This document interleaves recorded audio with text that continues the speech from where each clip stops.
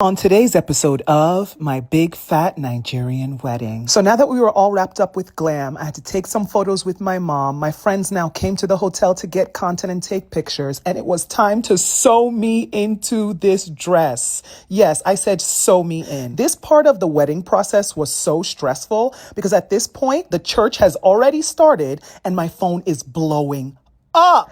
I'm talking about my aunties, my uncles, the priest himself was literally calling me at this point in time. But did you see me break a sweat? No, because I told myself no matter what, I'm not gonna stress.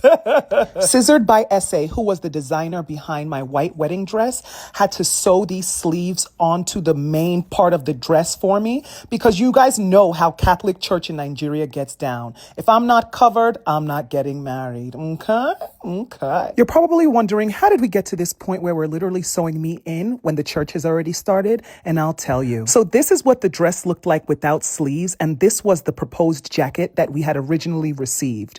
Once we received it, we realized there were a lot of issues with it. So my bridal stylist, the Luxe Banker, took it upon herself to completely reimagine the way that I could cover up and be suitable for church while still looking beautiful. I mean, just look at the difference between what they had originally given me and what they're sewing on me now. I mean, like the Luxe Banker literally went above and beyond to make sure that I looked beautiful that day, to the point where the lead designer, SA, literally had to fly back from Sierra Leone with only a couple of hours notice just to create these sleeves and attach me to them on the morning of my wedding. So if you're an upcoming bride, do yourself a favor and hire the Luxe Banker. She goes above and beyond for her clients. Okay. And with all the craziness of the day, I needed to back out my Bible and read my Psalm 91. It's the only thing that gives me comfort and calms me down in moments of chaos, anxiety, or stress. My favorite verse is verse 14. Those who love me, I will deliver. I will protect those who know my name. One thing about me, I'm gonna chew some gum.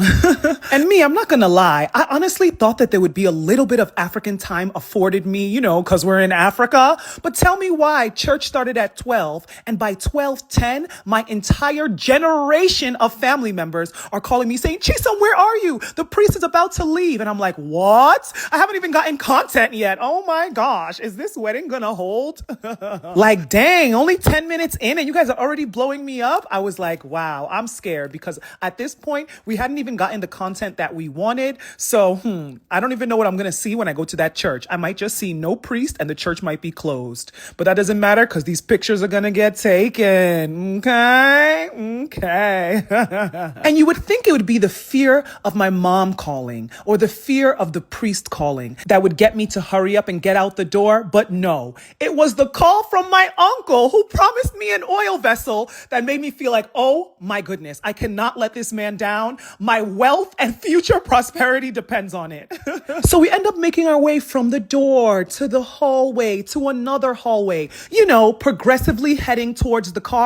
But the need for content surpassed any fear at that point. And in the back of my mind, I was just hoping that Psalm 91 would protect me from the priest canceling the mass on us. At this point, my husband is already at the church because he had to bring the church programs and everyone is just waiting for me. Where's Chi? Where's Chi? They're calling me, my photographer, my friends. I'm coming. I'm on my way. Slowly, but I'm on my way.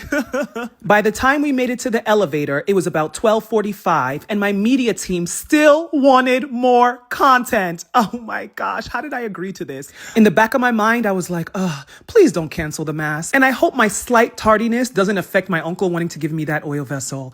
Eventually, we headed to the car and I got in finally after a little bit more content and headed to church. Guys, wish me luck. I don't know what I'm going to see there. The church might be canceled, but there's nothing I can do at this point. To St. Charles Borromeo we go. Stay tuned for the next episode of my Big Fat Nigerian Wedding. Okay. Bye guys.